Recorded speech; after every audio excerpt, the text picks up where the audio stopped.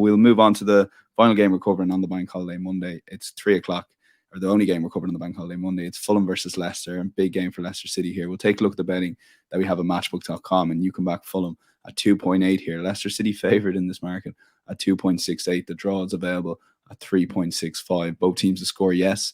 1.71 is the favourite in that market. The Asian handicap line is effectively a draw no bet market, and pretty similar prices here. Leicester, the marginal favourites, at 1.94, and the total is 2.5, shaded a good bit this time towards the over. So, Miguel, yeah, take it away there. People may be surprised to see Leicester City favourite here based on this season's form, but I guess you look at the two teams on paper. That Leicester City team, even watch the Monday night at times with James Maddison and Jamie Vardy, it just felt that they had a superior team to Everton, yet they still only got a draw out of the game.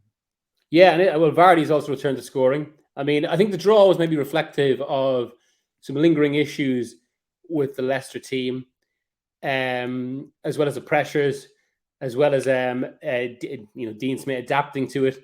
But also, it shouldn't be overlooked, a real kind of very necessary defiance to Everton there, because had they lost that, then we were talking about a season really going into tailspin. So I think it was more to be born more of those circumstances. I do think Leicester are on an upward curve again.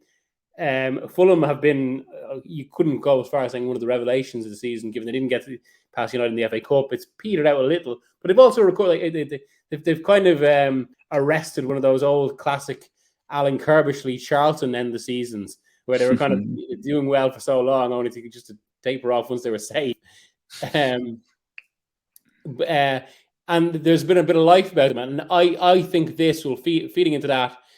It'll be a proper back and forth. Leicester, the team with something to play for, which create an urgency on their part, and I think maybe actually could be the difference. But I'm actually going for the safer option of, if it can be called that, of over 2.5, because I think in keeping with a lot of these games down in the bottom half that we have discussed, or where there is a team threatened by survival in one of these games. I think it'll go back and forth, and over 2.5. Leicester seem to be scoring again. Yeah, and Mark, on that point, Leicester seem to be scoring. They will go for this because it's a massive opportunity for 3 points. You're on the same bet here, over 2.5 goals. Yeah, I think it's one of the better bets on the Premier League coupon this weekend. That Monday night match against Everton was terrific fun, but Leicester nearly blew it all. I thought Everton put them under real pressure.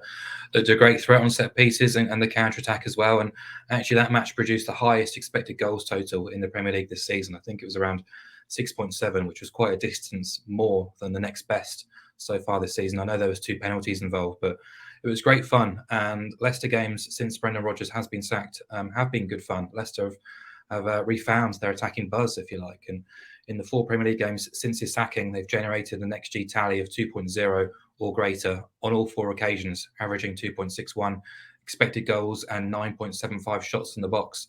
Before Rodgers was sacked, they were averaging just 1.2 XG across 30 Premier League games.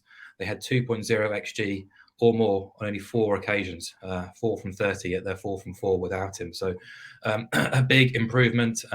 Obviously playing Leeds and Everton helps your cause in that sense. But as you guys have said, Vardy's sort of refound his mojo. He's looked really, really sharp. Soumare's come into that midfield and looked good. Sionchu's even come back into the team. And Everson's got the gloves now as well, which I expected him to start the season, actually. He was exceptional in the Championship last season. So good to see him getting given an opportunity to stake his claim. But you're playing Fulham now, 7 defeats in 9. They've dropped down the table. Marco Silva is still adamant that they're not on the beach, and he's kind of reacted quite angrily to those sort of suggestions. I kind of believe him, to be fair, because I thought we saw more than enough against Man City last weekend and more than enough against Liverpool on Wednesday to suggest that there's still life in this Fulham team. They were very competitive for the most part in both games.